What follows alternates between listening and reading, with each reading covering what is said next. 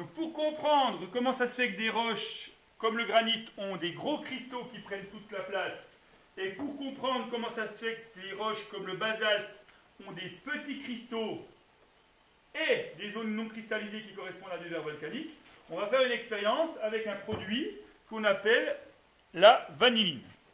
Voilà. Donc je vais mettre en route la hotte, il faut qu'on ait les fenêtres ouvertes, il faut qu'on ait un produit d'extraction, la hotte, pour pouvoir extraire. Si vous regardez bien, ce produit est potentiellement irritant. Bon, ici, avec une expérience au bureau, les fenêtres ouvertes, la hotte en fonctionnement, ça ne pose pas de problème. Donc ce produit va simuler, c'est un modèle, donc ce n'est pas la réalité, va simuler un peu ce qui se passe en profondeur. On va transformer une matière solide, ici, qu'on voit là-dedans, en un liquide en faisant quoi? Non? En le chauffant. La température de fusion de la vanilline est proche de 80 degrés Celsius. Donc ici, je vais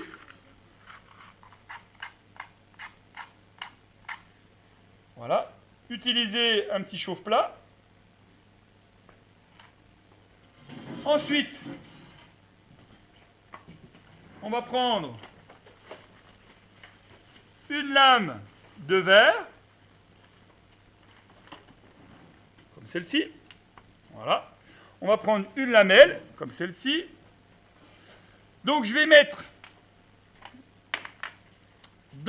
sur la lame très peu de vanilline.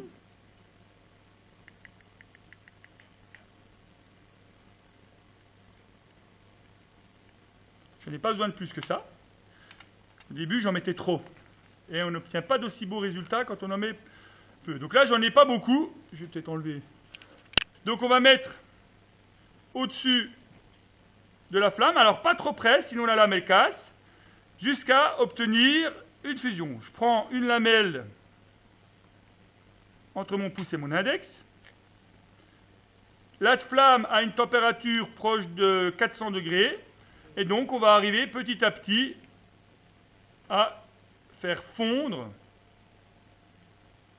la vanilline. Donc là, on la devine, hein, fondue ici, on la voit, vous la voyez, elle commence. Donc là, quand elle commence à fondre, je mets ma lamelle dessus et je vais, tout en continuant un peu à en chauffer, bien écraser pour répartir la vanilline en une tache. Voilà, je vois ici, donc on la devine, hein, on ne voit pas très bien, mais on voit une tache. Voilà, donc là, je laisse monter en température. Donc on a une température de la vanilline qui est supérieure, bien supérieure à 80. Il va falloir maintenant attendre que la température, progressivement, sous le microscope, fasse quoi? Baisse.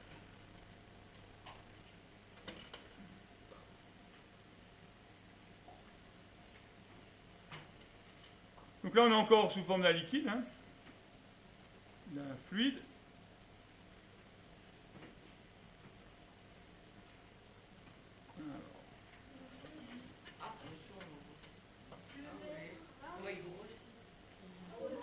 Voilà.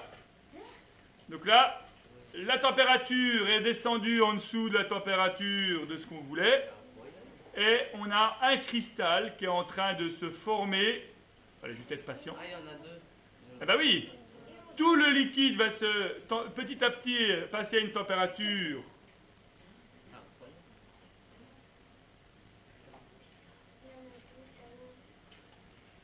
Ah oui, Victor, il est un peu grand. Vous voyez, parce que c'est la lumière polarisée analysée, c'est typique de ce cristal-là. Bien évidemment, si je change l'orientation du filtre, alors là c'est joli, donc je ne vais pas changer l'orientation, on voit bien, mais en fonction du positionnement du cristal, on n'a pas exactement. Donc là, on a une cristallisation en direct, où on a plutôt des gros ou des petits cristaux? Des gros. Plutôt des gros cristaux. Un pas tant que ça. Voilà, en visuel, en couleur, c'est le plus joli. On a les plus hauts en température, finalement. Et comme dans la roche, ils se rejoignent, et c'est comme ça qu'on arrive, c'est qu'en fait la cristallisation, elle s'est commencée à plusieurs endroits, et à un moment donné, le cristal a grandi, et dans une roche, il n'y a pas qu'un produit, là, avec la vanilline, on n'a qu'un produit, c'est un modèle. Dans les cas du magma qui fait une roche, il y a plein de produits à l'intérieur du magma, ce qui fait qu'il y a différents cristaux qui commencent à cristalliser à différents moments, et donc il y en a des gros d'une certaine sorte, des plus petits d'une autre sorte, et là, on va bientôt avoir la lame complètement remplie. C'est joli quand même, hein? Et le verre, il est incroyable. Voilà. Et donc si on se balade dans la lame, on verra des gros cristaux. On va finir, on va attendre d'avoir le plan qui se termine ici. Il ne nous reste plus que le petit triangle en bas de jonction de 3 cristaux. Voilà, la cristallisation est totale. Et donc si on se balade dans la lame, on verra qu'elle est cristallisée. C'est incroyable. Voilà. D'un point de vue artistique, c'est quand même... Il reste encore des zones qui n'ont pas été totalement cristallisées. Il faut un certain temps pour que le magma, alors c'est pas du magma dans notre, c'est un modèle, hein, c'est de la vanilline, mais le magma arrive à sa température. Donc quand on est en profondeur avec le granit, eh ben ça a le temps de cristalliser. Ce qui fait que on a les gros cristaux qui commencent à cristalliser, puis après des petits qui cristallisent à une température plus basse, et ce qui fait qu'on a un mélange de cristaux de tailles différentes, mais globalement de gros cristaux et tout est cristallisé.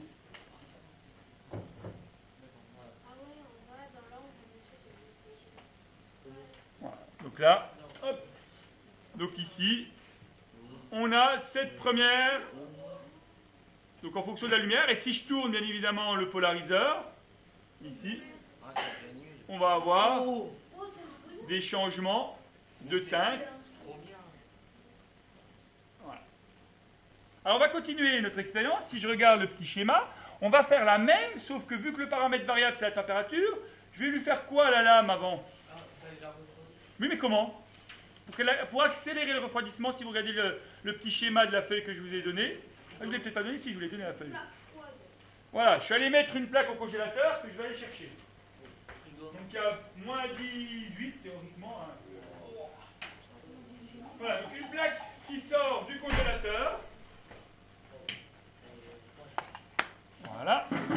Donc ici, hop, je fais la même chose. Je reprends une lame. Là, j'ai mes petites lamelles. Je prends de la vanilline en très faible quantité.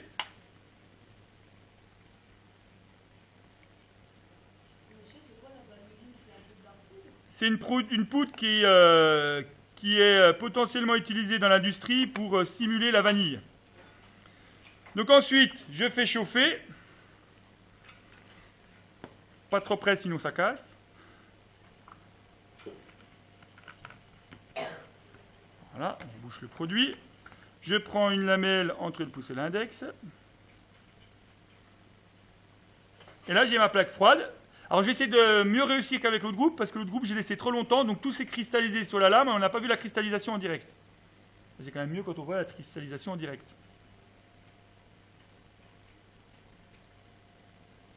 Donc ici, hop, ça commence à fondre, je peux mettre la lamelle. J'appuie pour répartir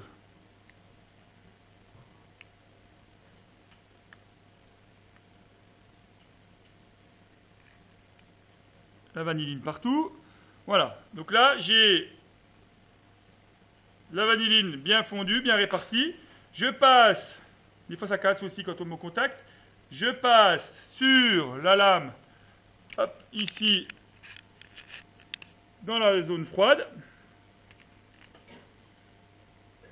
Où je trouve le temps idéal, pas trop. Allez, quitte à ce qu'il soit un peu plus gros, je ne vais pas laisser plus longtemps que ça. Ensuite, je passe au microscope.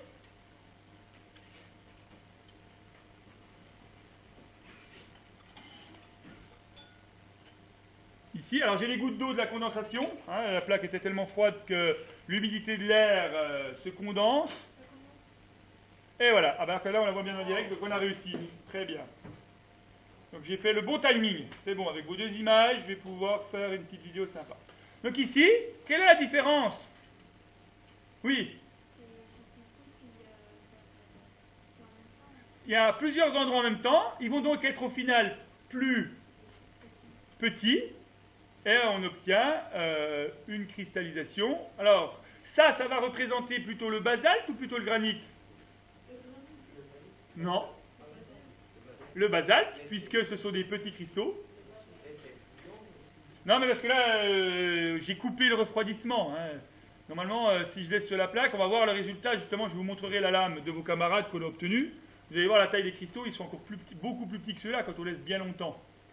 Mais on n'a pas vu la cristallisation. Donc c'est mieux que je laisse un petit peu moins longtemps et que vous voyez la cristallisation. Mais on a quand même de nombreux petits cristaux. Hein, vous voyez? C'est quand même joli. Hein.